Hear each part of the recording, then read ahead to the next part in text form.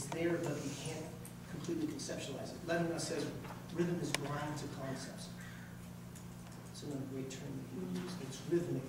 It's body more than it is conceptually grasped. But relative to the vulnerability, I would say the simple answer is it's by choice or disruption. That if you forget, don't worry about it. Jung said God is anything good or bad that disrupts my subjective intention. It's going to show up, right? Like it does in all of our work. Vulnerability will come back. It's like this notion of trying to teach people to manage countertransference. We all know about that. Love's execution and we think it just keeps going. So the vulnerability is there. Sometimes you can choose it. Sometimes you won't. Sometimes you'll walk into these aha moments, these self-certain moments, these self-sane procedures. My concern is, if it goes too far, I know how you feel, because I felt that way, and I found that, then people are going to respond to me similarly that this client was talking about how they respond to this person with their job, right? There's no connection. When the erotic connection, the eros is broken, something breaks down in the therapeutic process. As long as that eros doesn't result in me falling so far in that I get paralyzed or lose myself. I guess I'm getting tweaked by, that's my word, is the languaging around when you say, I know how you feel because I felt that way. That's sympathy to me, that's not empathy. Yes, yes, that's correct. That's correct. Because it's about me. Right. Although Buber says... Because I as a clinician would never say that to my client. Right. I would never say, because I know how you feel because I felt that way. Because that's bringing me into it. Right, but I like this line from Buber, and see, this would be the opposite side of it. In order to know pain, the mind must cast itself into the depths of a felt pain, instead of contemplating it as a spectacle. This is equally the case with all events of the soul, which resemble mystery rather than spectacle, and whose meaning remains hidden to whoever refuses to enter the dance. Yes. So that's what I mean by that what Buber's talking about, that immersion. Right. Has to be there without what you're saying. Then it becomes about me. If I immerse in sympathy, you're right, it becomes about me, the therapist, not about the client. Right. Yeah, no, I get that. I think it's good. Tony, I'll take it. I think the question I'm asking is about stamina. Like ego strength? Well, like I'm a full-time therapist and working for the Winnipeg Regional Health Authority. I see X number of clients a day. There's an expectation that I will keep my client encounters at a certain level. And so I'm wondering, from that vulnerability, love point of view, how does a person develop the stamina to hold that? My response would be that I get energy from this, not draining. Exactly. That's what helps I you survive. I saw 11 yesterday. Yeah, 11 hours without a break yesterday. So, I actually, if I can stay in here, get energy from that. I do as well, except I usually say it's two things for me. It's exhilarating and exhausting. Yeah, at the end of the day, yeah, and so... then we get into that notion of self-care, managing your own boundaries and your own personal self-care. That's, I think, important information that's being shared with us all the time. Our work really requires a presence that other professions don't require. But if you ever watched Rogers, one thing, especially if you've seen him live, he had an extraordinary ability to concentrate for long periods of time that is not sort of a gift. Most of us don't have that. We might learn to develop that, but that was part of what he could do so well.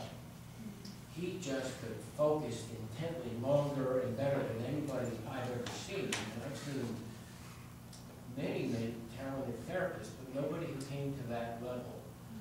But, so to embrace this sort of thing, I think we have to cultivate our ability to focus in that way. It's wonderful. Thank you. And I think another way to answer her question in terms of how we sustain ourselves in it, at least from my perspective, is that in the session, in the moment, I'm in that with my client. So that also is what not only invigorates me, but I'm seeing him or her invigorate again too. In that session, I've already, for lack of a better word right now, there's been some healing movement. So yes, I'm exhausted at the end of the day, but it's because there's been this synergy and this energy between myself and the client.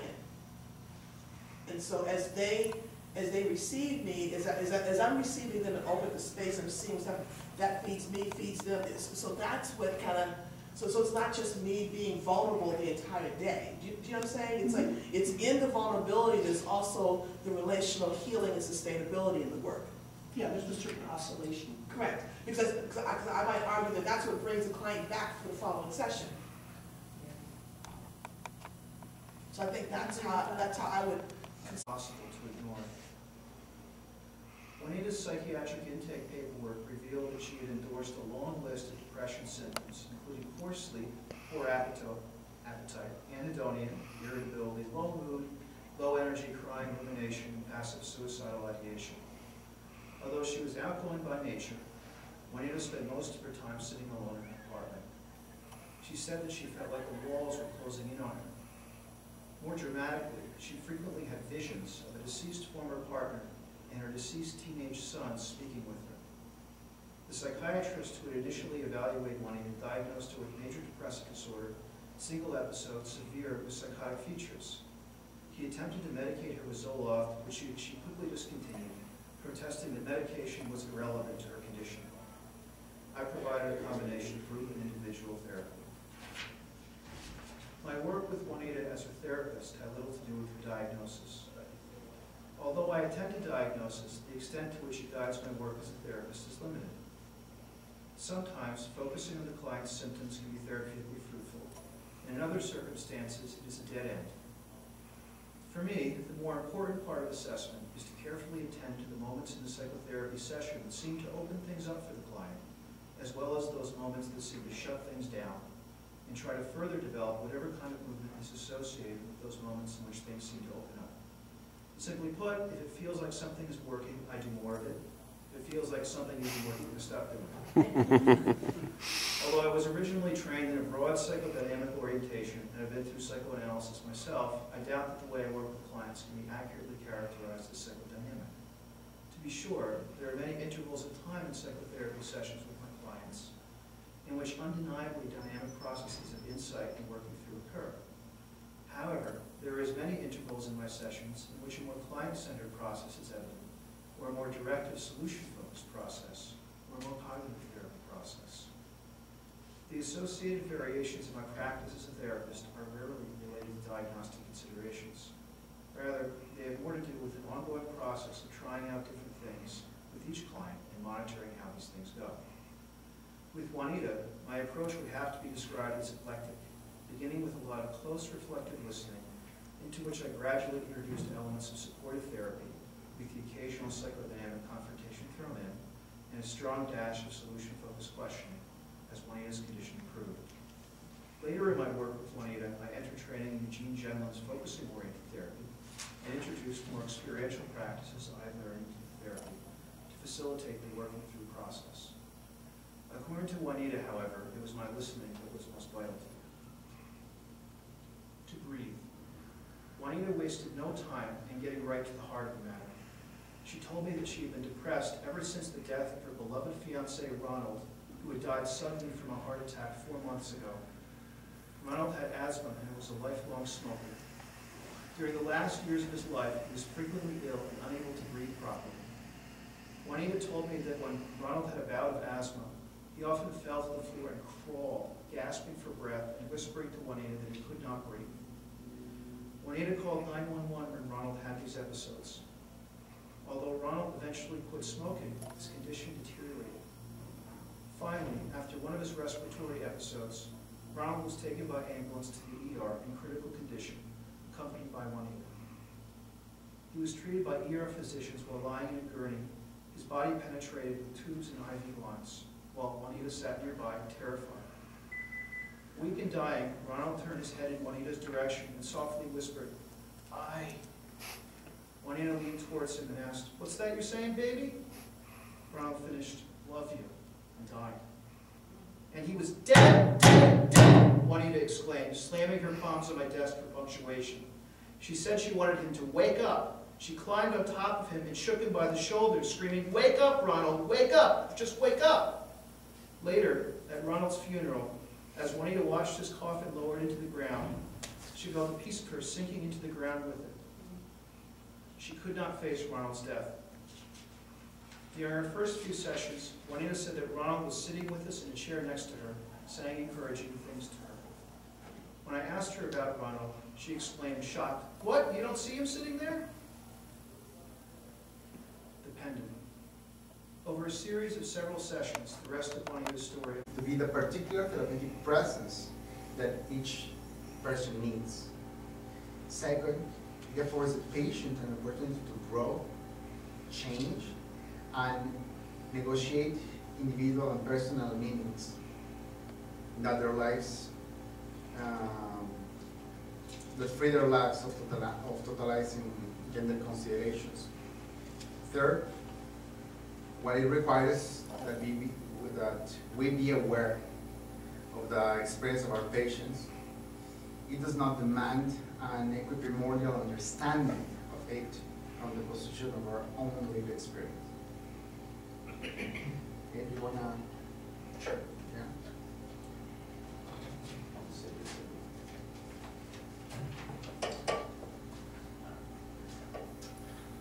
We understand the event of empathy to be an occurrence defined by a willful openness, as Rodrigo was saying, towards another human being that allows their emotional experience in its kind of uniqueness to become present before us. It's a disposition to bear witness to another person that is not predicated on our understanding of what they have endured. When we empathize with another, we care about their unsurpassable humanity. And in so doing, we tend to who they are rather than who we assume them to be. To do this, we dispossess ourselves of the preconceptions, prejudgments, biases that would otherwise cloud our ability to engage another person with unbiased care. To assume this empathic stance toward another is to allow them to be before we know anything about them. It is in the context of empathy that people can feel togetherness in their experience and are allowed to speak on their own behalf and with their own voice. Now to the point about the politics of gender, which Rodrigo mentioned. Traditional gendered expectancies pose a prescription that exemplifies a way of knowing beforehand, before the meeting, that is at odds with the emergence of empathy between individuals. So, we believe it is of the utmost pertinence to inquire into the phenomena of doing empathic clinical work with people who do not subscribe to heteronormative assignations of gender. We believe that this inquiry will shed light on two elements at once. First, the weight of the politics of gender on the practice of psychotherapy, and two, the kind of interpersonal openness that allows individuals to develop and negotiate an original sense of personhood.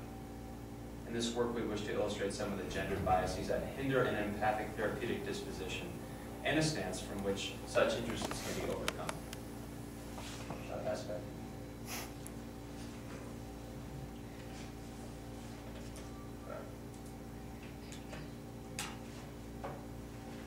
Dr. Chris, guys, want to throw something at me? Levinasian ethics sustain that truly ethical stance implies a caring for the other over and above the self. By the very fact that they're existent, the other calls to us and with their presence demands that we care for them and acknowledge their singularity as human beings. We have an obligation of care and concern for the other that is always already there before us and from which we cannot be free. For those of us who comprise the wide array of healers and therapists that abound in every human society, this unavoidable duty confronts us whenever we are called to responsibly care for those who seek our help. However, Levinas also describes the other in distinguished gender terms, referring to the other as feminine and to the other's infinite capacity for growth and change as the virginity, forever inviolate of the feminine, assigning weakness and passivity in addition maybe to sanctity, to a particular gender category. This quote reflects more than the implicit gender biases that maybe an individual ethicist can have. We also feel that they also speak to a peculiarity within the modern practice of clinical psychology that so often passes beneath our noses unacknowledged. In the ascription of weaknesses and passivity to the feminine, finite. We had a parent that was overly inclusive or aggressive. We made, first of all, select people who were like that, and then we made our defenses fit their defenses. So we replay this in relationship partly by our selection process. And by distorting the person and seeing them more in terms of their past, and then also provoking them almost to treat us in ways we didn't. So from our book, Self Under Siege, most people are compliant and rarely deviate from the beliefs and opinions held by their parents and tend to live conventional and predictable lives. They fail to recognize their lack of differentiation, the fact that they are reliving rather than living their own life. Others adopt a defiant stance in opposition to their parents' ideas and values, as an approach to life, mistakenly believing that in their defiance they are having their own identity, when they're just reacting against and not really being themselves either. However, compliance and defiance are both driven by the views, behaviors, and lifestyle of our parents, and neither is truly representative of one's own identity or self.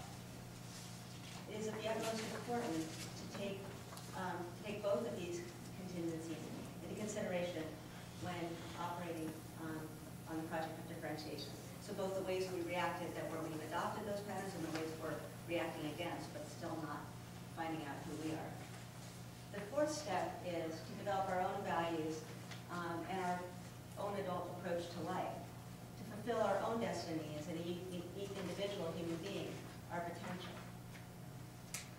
Okay, so I'm going to show you a short clip of my father talking about his theoretical theory. It integrates concepts from psychodynamic or psychoanalytic systems of thought and existential systems of thought. And basically, by looking at the two kinds of emotional pain that we all face throughout life. The first is that we have emotional pain from our interpersonal relationships from the beginning of life. And then we also have pain from existential issues, starting with the realization of death, which happens for children somewhere between the ages of 3 and 7. And often they first realize that their parents are going to die and then that they're going to die. It's a very hard time for parents to start asking a lot of questions about that, which are very uncomfortable for parents. I did some research about that, but it's interesting. But these two kinds of pain are, and in light of these two kinds of pain, the real decision is whether the core conflict that we have is whether to live a defended life, where we're fending off these emotions, or whether to live an undefended life, where we're fully feeling and experiencing our life. We cannot selectively cut off painful emotions and feel good. We need to have access to all of our emotions. But I think people are always living somewhere in this balance between living more at an independent level or being more independent in terms of dependency. And the fantasy bond is what we consider the primary defense against psychological pain, is a fantasy or an illusion of being connected to another person that makes us feel safe. Originally formed with our primary caretakers and often recreated in our lives, in our romantic relationships, and with our children. They become our project of how we're going to live on, and so forth. And we see the critical inner voice of these negative thought processes as kind of a secondary line of defense that supports this fantasy bond or this self-protected way of living. I just was doing an intensive workshop with a couple this week who flew in to see me, and it was very clear how their critical inner voices were directing them to be defended against each other and stay in that pseudo-independent posture. They're both caretaker kind of individuals who've now come together and can't take any caretaking from the other. And so again, the core conflict is this living an undefended lifestyle or being more defended in our relationships. Our definition of a fantasy bond is that it's an illusion of connection, originally an imaginary fusion or joining with the mother or the primary caretaker. And it's used here in our theory to describe both the original imaginary connection formed during childhood and also the repetitive efforts that adults make to make those connections and to stay connected to their parents as well. Me like